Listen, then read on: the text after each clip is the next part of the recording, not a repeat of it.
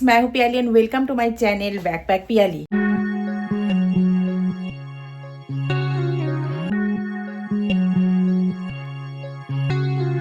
हम वेनिस छोड़ रहे हैं और वेनिस छोड़ के हम जा रहे हैं फ्लोरेंस। तो अभी बजे हैं सुबह की 6 और हमारी ट्रेन है 7:30।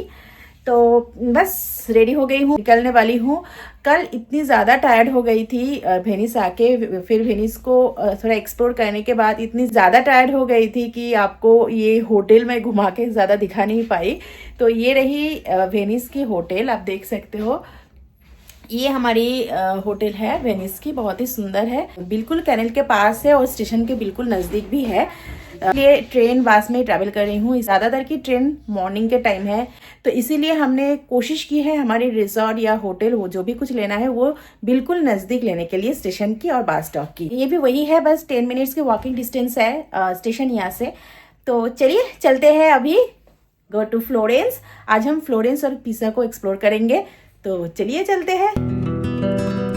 ये देखिए हम बाहर आ गए हैं और अभी हम जा रहे हैं स्टेशन की तरफ। सच बताओ जाने का तो बिल्कुल मन नहीं, इतनी सुंदर और ये पानी के ऊपर रहते हुए ये सपनों के शहर में एक दिन की एक्सपीरियंस मेरी बहुत ही बढ़िया रही। और ये खूबसूरत एक्सपीरियंस को अपने साथ लेके हम वेनिस छोड़ रहे हैं और अभी हम जा रहे हैं दूसरी नगरी में। अगर आप वेनिस सिटी आना चाहते हो तो मैं एक चीज आपको बोल देना चाहती हूँ, आप अपना लगेज थोड़ा लाइट वेट की रखे, यानी ऐसी लगेज करे कि आपको कैरी करने में इजी हो, क्योंकि ये सिटी में इतने सारे ब्रिज है और ये ब्रिज से आपको लगेज चढ़ा के लेके जाना पड़ेगा, क्योंकि अगर आप लाइट वेट नहीं किए तो आपको ये चढ़ाने में सही में बहुत तकलीफ होगी। आप सब देख लीजिए, अगर वेनिस आना है तो लगेज कम लाइए।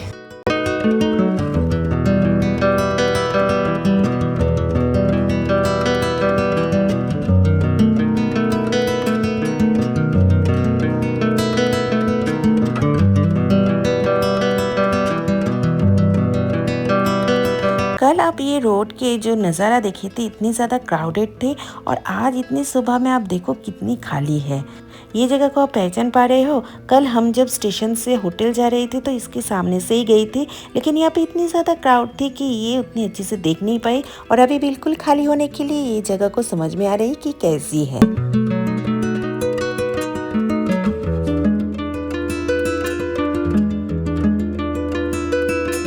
और ये देखो आपसे बातें करते करते मैं स्टेशन पहुंच भी गई हूँ। जैसे कि मैंने आपको पिछले ब्लॉग्स में बोली कि हमारी होटल 10 मिनट की वॉकिंग डिस्टेंस पे है स्टेशन की, तो ये देखिए हम 10 मिनट में स्टेशन भी पहुंच गए। और ये वेनिस शहर को छोड़ने से पहले दुख भरी मन के साथ वेनिस को बाय बाय करते हैं।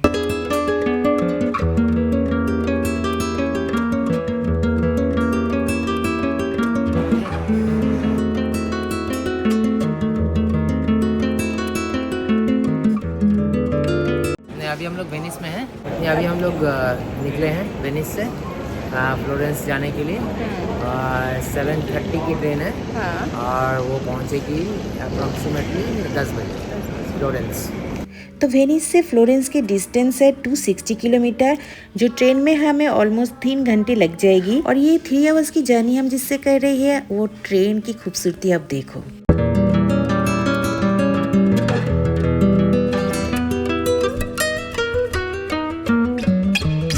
मैंने अपने पिछले सारी यूरोप की ब्लॉग में जैसे कि बताया कि यहाँ की हर एक ट्रेन इतनी सुंदर है और इतनी डिफरेंट है, एक एक ट्रेन की खूबसूरती एक से बढ़कर एक है।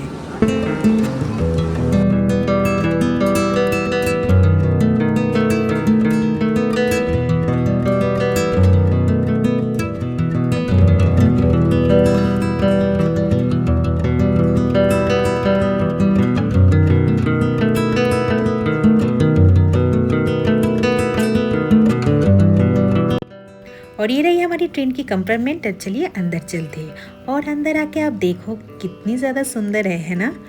यहाँ की हर एक ट्रेन में लगेज रखने की जगह है, एंट्री, वॉशरूम सब कुछ है। और आप बोर ना हो इसके लिए यहाँ पे टीवी भी दिया गया है।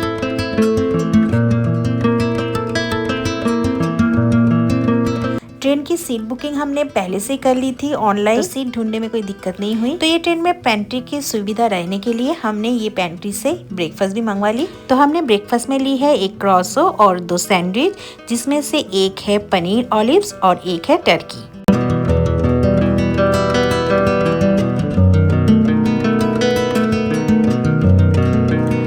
जैसे कि आपको पता है कि ये जर्नी हमारी ज़्यादा टाइम नहीं है, 3 घंटे की है। तो बाहर की ब्यूटीफुल व्यू देखते देखते ये देखिए हम पहुंच भी गए हैं।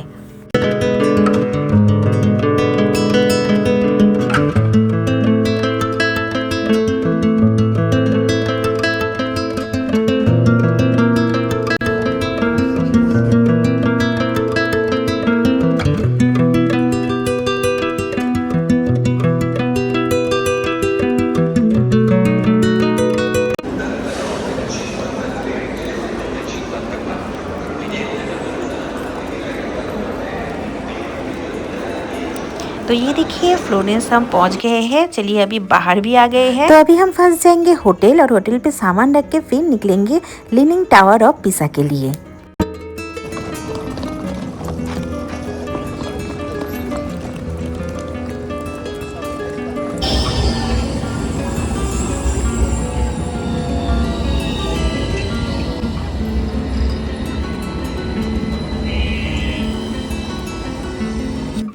यूरोप की हर कंट्री की ट्राम बसेस सही में बहुत ही सुंदर है और ये देखने में सुंदर के साथ साथ इसकी सर्विस भी बहुत ही बढ़िया है। हर 1-2 मिनट में आपको ट्राम बसेस मिल जाएगी एक जगह से दूसरी जगह जाने के लिए।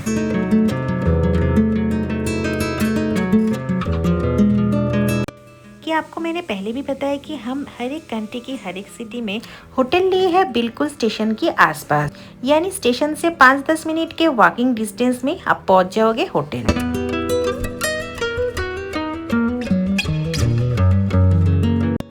और ये देखिए स्टेशन से 5 मिनट चल के हम पहुंच भी गए हैं होटल।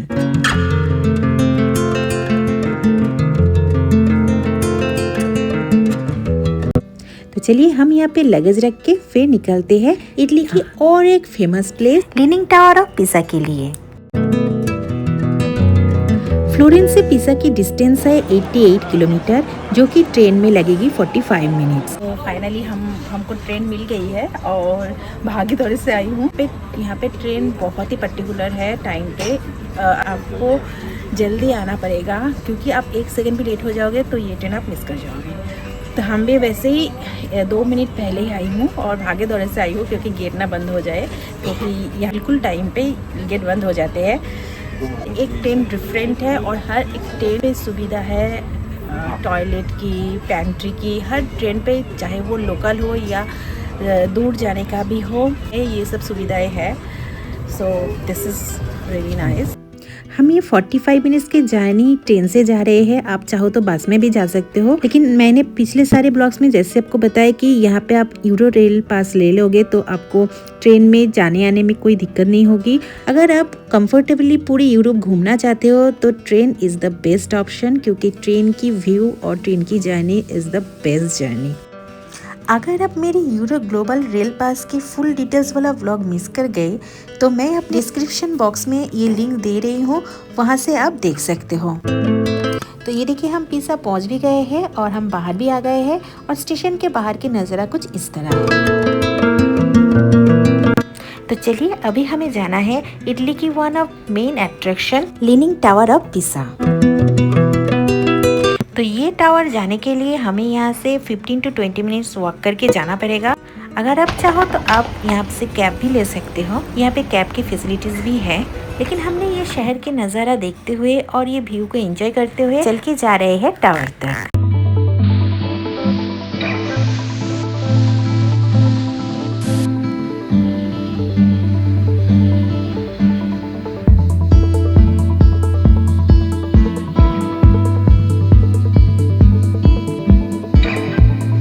ये पिसा शहर एस्ट्रोनॉमर गैलीलियो की जन्म स्थान है, इसीलिए ये शहर में एंट्री लेते ही सबसे पहले इनकी स्टैचू देखने को मिलेगी। और ये जो जगह है, ये जगह की बहुत ही अच्छे से सजाया है। लोग यहाँ पे थोड़ी रिलैक्स करने के लिए भी आते हैं।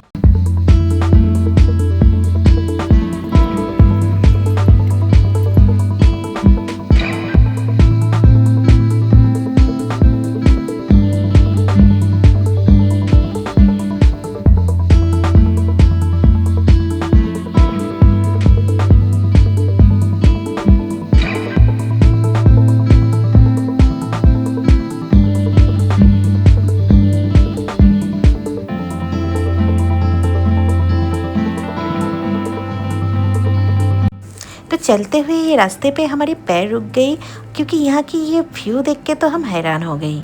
इतनी सुंदर वेदर के साथ इतनी सुंदर व्यू, ओ माय गॉड, सही में एक अलग ही फील हो रहा है। ये फील आप कार में आओगे तो आपको फील बिल्कुल नहीं होगा। तो इसीलिए यहाँ के लोग और यहाँ पे जितने सारे टूरिस्ट आते हैं वो पैदल चलना पसंद करते हैं, क्योंकि यहाँ की इतनी सुंदर व्यू आप इसके अलावा नहीं देख पाओगे। तो ये सिटी के बिल्कुल बीचों बीच से एक रिवर चली गई है और ये रिवर के दो साइड में ऐसे खूबसूरती नज़ारा, बहुत सारे बिल्डिंग्स है और कैथेड्रल भी है जो इसकी नज़ारा और भी बढ़ा दिया है।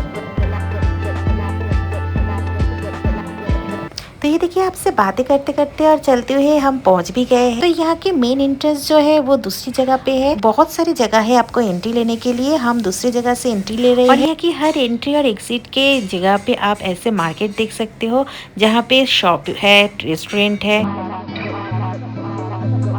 और ये देखिए, हम फाइनली आ गए हैं the most famous leaning tower of पिसा के बिल्कुल सामने।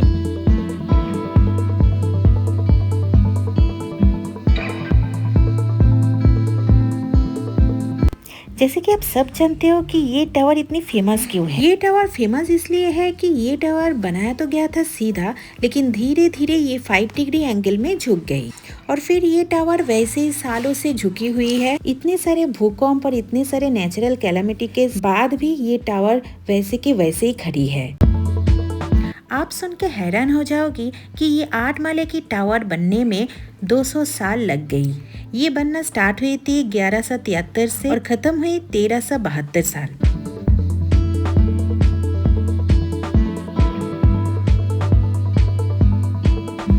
ये टावर लकड़ी की जमीन में काट के उसके ऊपर बनाया गया था और ये मीनार की दीवार की चौड़ाई है 8 फीट, इसकी वेट है 14,500 मेट्रिक टन और इसकी हाइट है 183 फीट और इस टावर में 296 सीढ़ियां है। ये टावर को एक्चुअली बेल टावर कहते हैं। तो अगर आप ये 296 सीढ़ियां चढ़ के ऊपर जाओगे 10 घंटियां देखने को मिलेगी और इसके ऊपर तक जाने के लिए यहाँ पे टिकट भी है।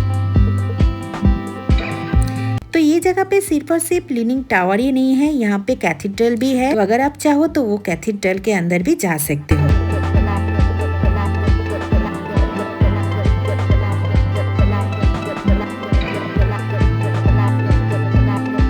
तो ये टावर को बनाया गया था ये कैथेड्रल के बेल टावर के हिसाब से। तो उस समय ये टावर कुछ फेमस नहीं था, लेकिन बनने के तुरंत बाद ही ये जो 5 डिग्री एंगल में झुक गई है और ऐसे झुकी हुई वो सालों साल ऐसे ही खड़े हैं। ये सबको बहुत ही आश्चर्य हुई। बहुत सारे साइंटिस्ट भी आए हैं इसके रीजन ढूंढने के लिए। फिर पता चला कि इसके नीचे बिल्कुल मुलायम मिट्टी है और ये इतनी स्ट्रॉन्ग है कि जितने भी सारे भूकंप आए वो मिट्टी उसको कैप्चर कर लेते हैं, टावर तक पहुँचने नहीं देते हैं। इसीलिए टावर भूकंप में भी ऐसे ही खड़े हैं और इसी के लिए ये इतनी फेमस हो गई। दुनिया के कोने कोने से लोग आते हैं ये टावर को देखने के लिए।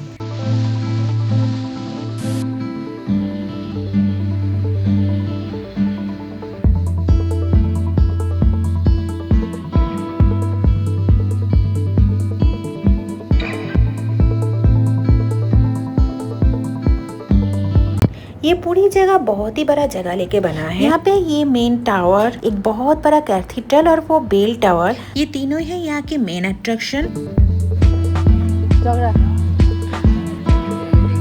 तो ये कैथेड्रल के अंदर और ये टावर के अंदर फ्लोरेंस और पिसा की हिस्टोरिकल चीजें रखा है और वो इतनी सुंदर है कि देखने की लायक है। अंदर मोबाइल और कैमरा लेके जाना अलाउ नहीं है, इसलिए मैंने आपको इसके अंदर की चीजें दिखा नहीं पा रही हूँ, लेकिन है बहुत ही सुंदर।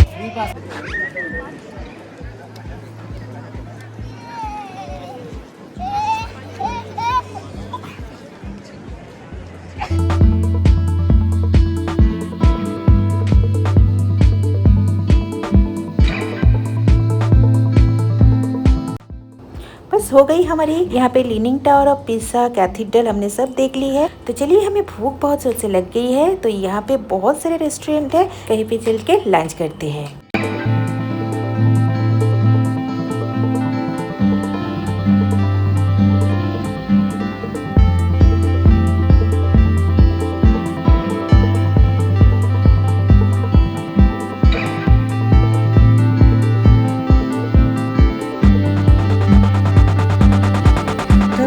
बज गए हैं और आज की हमारी जो प्लान है, यहाँ से हम जाएंगे फ्लोरेंस और फ्लोरेंस के सिटी टूर करेंगे। फ्लोरेंस सिटी टूर करने के लिए है हमारे पास बहुत ही टाइम, तो इसीलिए हमने थोड़ा रिलैक्स करके और हमारे फेवरेट फूड एंजॉय करते हुए लंच खत्म करते हैं। और आप देख सकते हो आज के लंच में क्या क्या है। तो हम इटली में है और इटली के ऑथेंटिक फूड हम कैसे मिस करें। आप देख सकते हो हमने ऑर्डर की है इटली की famous pizza and pasta.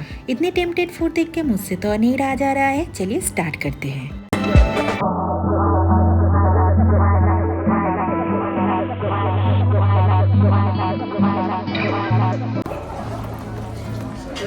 Very nice. Italian pasta and Italian pizza.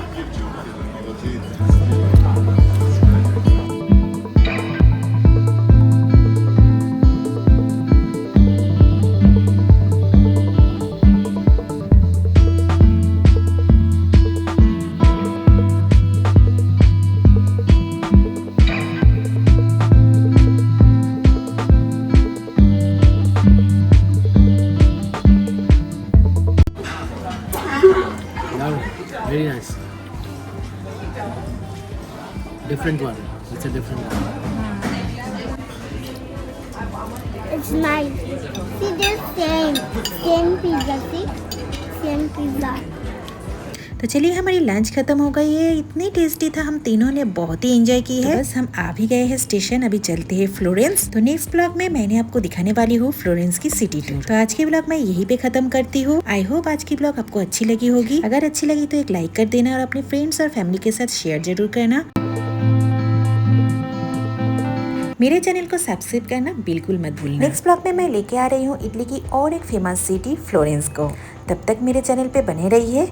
मिलती हूँ नेक्स्ट ब्लॉग में। Bye bye.